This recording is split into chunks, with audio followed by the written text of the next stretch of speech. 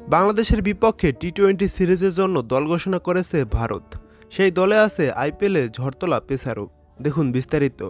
বাংলাদেশের বিপক্ষে টি-20 সিরিজের জন্য দল ঘোষণা করল ভারত। 15 সদস্যের দলকে নেতৃত্ব দেবেন সূর্যকুমার যাদব। অভিজ্ঞ পেসার জাসপ্রীত বুমরাকে ঘরের মাঠের এই সিরিজে বিশ্রাম দেওয়া হয়েছে। সর্বশেষ শ্রীলঙ্কা সিরিজের দল থেকে 6টি পরিবর্তন এনেছে board of control for cricket India BCCI.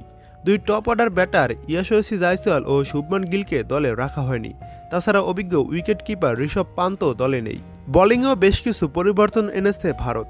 সর্বশেষ সিরিজে খেলা অক্ষর প্যাটেল, খলিল আহমেদ ও মোহাম্মদ সিরাজকে দলে রাখা হয়নি।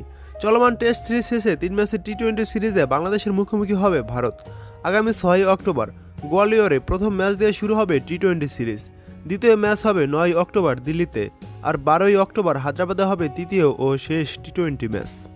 এক নজরে দেখুন ভারতের স্কোয়াডে কারা কারা জায়গা পেয়েছে। নাম্বার 1 সূর্যকুমার যাদব, অধিনায়ক। নাম্বার 2 অভিষেক শর্মা।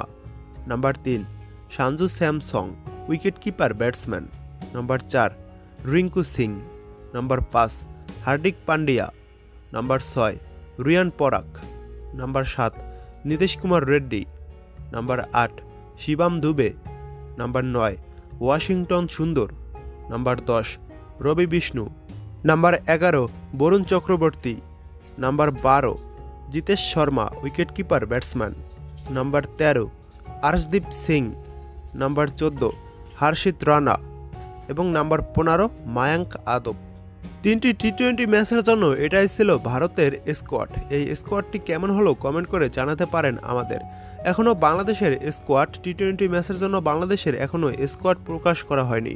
প্রকাশ করা হলে আমাদের স্পোর্টস বাস বিডি চ্যানেলে আপলোড করা হবে, তাই চ্যানেলটি সাবস্ক্রাইব করে পাশেই থাকুন।